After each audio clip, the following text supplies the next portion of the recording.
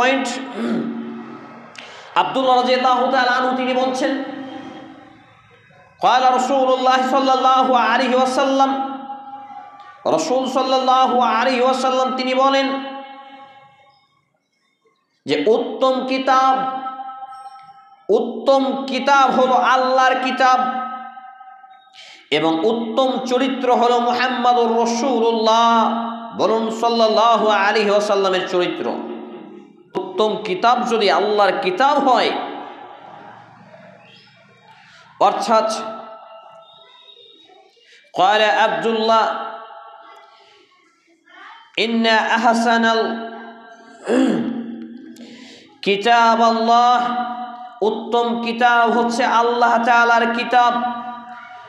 উত্তম আদর্শ উত্তম চরিত্র হচ্ছে মুহাম্মদুর রাসূলুল্লাহ সাল্লাল্লাহু আলাইহি ওয়াসাল্লামের চরিত্র। অর্থাৎ তিনি বলছেন যে সব থেকে প্রিয়, সব থেকে ভালো, সব থেকে স্বচ্ছ যেই গ্রন্থটা পবিত্র উত্তম গ্রন্থ যেটা সেটা হচ্ছে আল্লাহর কিতাব, অর্থাৎ হচ্ছে কুরআনুল কারীম। বলি সুবহানাল্লাহ। এবং মানুষের মধ্যে সব থেকে যার ভালো চরিত্র, সব থেকে যিনি ভালো মানুষ তিনি হলেন মুহাম্মদুর রাসূলুল্লাহ বলি সাল্লাল্লাহু আলাইহি ওয়াসাল্লাম।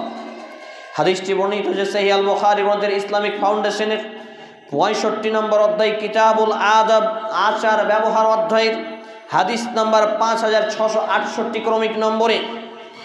এছাড়াও আয়েশা রাদিয়াল্লাহু তাআলা আনহা তিনি বলছেন যে আমি রাসূল সাল্লাল্লাহু আলাইহি ওয়াসাল্লামকে বলতে শুনেছি, তিনি বলেন নিশ্চয় মুমিন তার ভালো চরিত্রের মাধ্যমে দিনে সিয়াম অর্থাৎ রোজা রাখার এবং রাতের সালাত অর্থাৎ তাহাজ্জুদ আদায় করার সমান মর্যাদা ও নেকি সওয়াব অর্জন করবে। বলি সুবহানাল্লাহ। কত চমৎকার কথা। একজন মুসলমান যদি তার চরিত্রকে ভালো করতে পারে, হতে পারে দৃষ্টির চরিত্র, কানের চরিত্র, শোনার চরিত্র, অন্তরের চরিত্র, হতে পারে তার ব্যক্তিগত চরিত্র, স্বাভাবিক শারীরিক চরিত্র, চারিদিক মিলিয়ে সে যদি তার চরিত্রকে পবিত্র করতে পারে, কলুষিত মুক্ত করতে পারে, স্বচ্ছ করতে পারে, সুন্দর করতে পারে, তাহলে আয়েশা রাদিয়াল্লাহু তাআলা আনহা তিনি বলছেন যে রাসূল সাল্লাল্লাহু আলাইহি ওয়াসাল্লামকে আমি বলতে শুনেছি এই কথা যে যেই ব্যক্তি তার চরিত্রকে সুন্দর করবে বা চরিত্রকে সুন্দর করলো সে দিনে সিয়াম রোজা রেখে যে নেকি পায়, রাতে তাহাজ্জুদ নামাজ আদায় করে যে নেকি পায়, শুধু চরিত্র ভালো করলে সে সেই পরিমাণ নেকি পাবে। বলে সুবহানাল্লাহ। হাদিস বর্ণিত সুনানে আবু দাউদ গ্রন্থের ৩৬ নম্বর অধ্যায় কিতাবুল আদাব শিষ্টাচার অধ্যায়ের হাদিস নাম্বার ৪৭৯৮ ক্রমিক নম্বরে। আবু